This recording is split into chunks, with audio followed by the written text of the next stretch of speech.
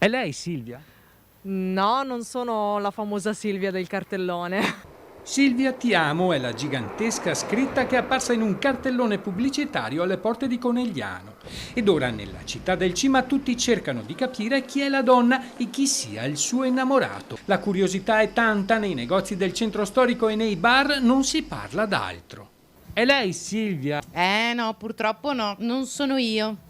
Anche se ne parla, la gente qui al bar si chiede sempre chi può essere questa Silvia, ma ancora non si hanno notizie ufficiali. Le supposizioni su chi sia la donna sono diverse, molto probabilmente, come ipotizzano in tanti, è che Silvia viva nel quartiere o che percorra quella strada tutti i giorni per andare a lavorare nella vicina zona industriale.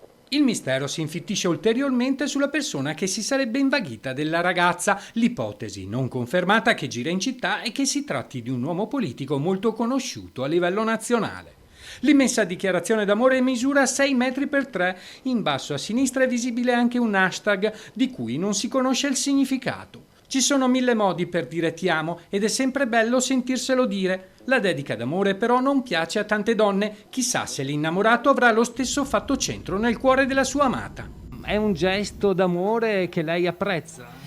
Ma io sono più per la quotidianità. Io sono più per i gesti concreti, più che grandi scritte d'amore, insomma, non so se si deve far perdonare qualcosa. Per altri, anche se il gesto è ritenuto esagerato, è comunque apprezzabile perché fondamentalmente romantico. Penso che sia stato molto romantico da parte sua.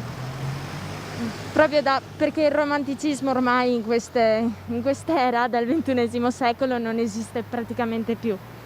E almeno fa vedere che l'amore esiste e l'amore c'è ancora.